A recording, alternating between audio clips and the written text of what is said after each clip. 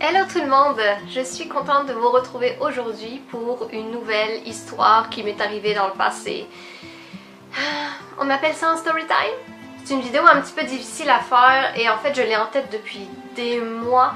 Je me disais ben non je peux pas parler de ça là. Tu sais c'est pas évident de parler de ça sur YouTube là. Mais je trouvais que c'était malgré tout une très belle histoire à vous raconter. C'est pour ça que je le fais maintenant.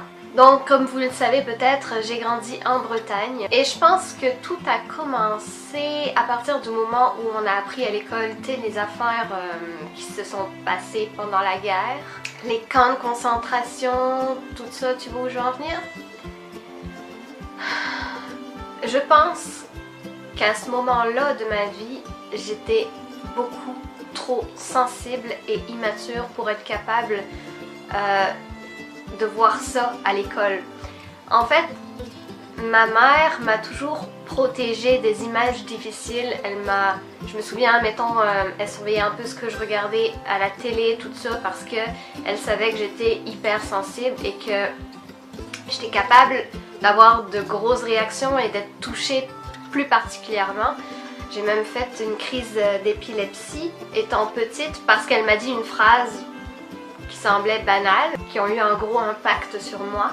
Fait que ma mère faisait attention à ce que je regardais pour me protéger. Mais à l'école, t'as pas le choix. T'es en cours d'histoire, puis tu peux pas dire « Excusez monsieur, là, je suis pas capable, je peux-tu sortir? J'ai pas envie de savoir ça, moi. » Non. Fait que je suis restée. Et je me souviens particulièrement de cette journée où on a vu à l'école le reportage, le film documentaire Nuit et brouillard, qui reste encore à ce jour la pire chose que j'ai vue de ma vie. Je devais avoir, je sais pas quel âge, 13 ans peut-être. Et quand j'ai vu ce film, c'était trop. C'était trop pour moi! C'était trop pour moi! Quand je dis ça, je pense à Martin Matt. Bref, ceux qui ont suivi les beaux malaises, vous savez de quoi je parle. C'était trop difficile et j'ai pas supporté. Et puis, c'est pas pour me défendre particulièrement, mais je sentais que... Vous me le direz si c'est encore le cas aujourd'hui, mais je sentais qu'à l'époque, on nous bourrait le crâne et on nous retournait un petit peu le cerveau à l'école. Ok, les Allemands, c'est horrible ce qu'ils ont fait, bla bla bla bla bla. Et ça a agi sur moi en fait. Et je me suis mise à détester les Allemands. Mais vraiment, ma mère qui voyait les choses encore différemment puisque elle a des ancêtres juifs. Sa grand-mère était juive à ce moment-là, donc pendant les camps et tout ça. Et elle a survécu par miracle à tout ça. Et comme encore beaucoup de monde en France, pas tout le monde hein, mais il y a encore des personnes à qui il ne faut pas parler des Allemands et de quoi que ce soit d'allemand, tu sais. En tout cas, moi je l'ai vraiment perçu de cette façon-là. On était à la plage l'été, puis mais quand on entendait parler allemand à côté de nous, on sacrait notre camp, hein. On partait, on allait loin pour pas les entendre, tu sais. Jamais on leur aurait fait de mal aux Allemands, tu sais, mais on voulait juste rien savoir d'eux autres, rien savoir de quoi que ce soit qui est allemand, tu vois le genre. Et ça a vraiment fait partie de ma vie jusqu'à mon arrivée en Belgique. Je me suis vraiment prise d'amitié avec une fille qui regarde cette vidéo en ce moment, salut! Et puis, un jour j'étais chez elle et là elle me dit « Oh, ma grand-mère vient d'arriver. » Ok.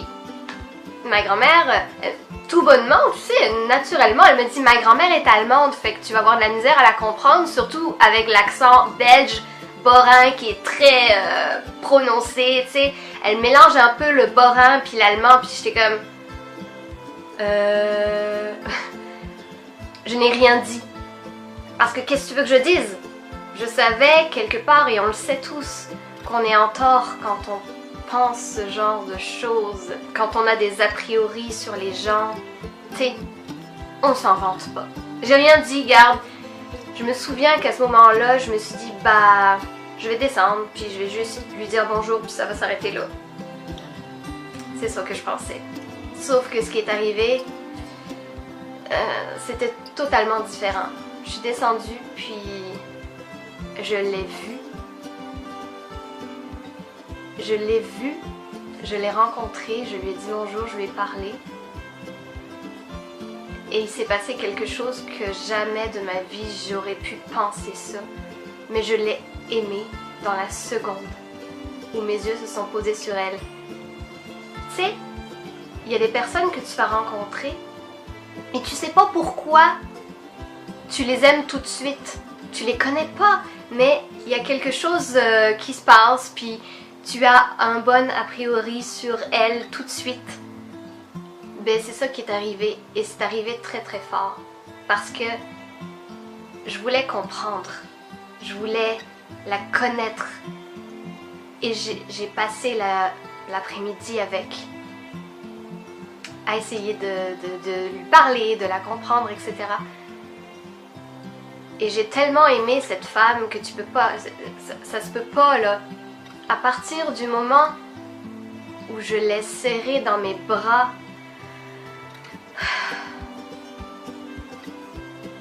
c'était vraiment une victoire pour moi. Il s'est passé quelque chose comme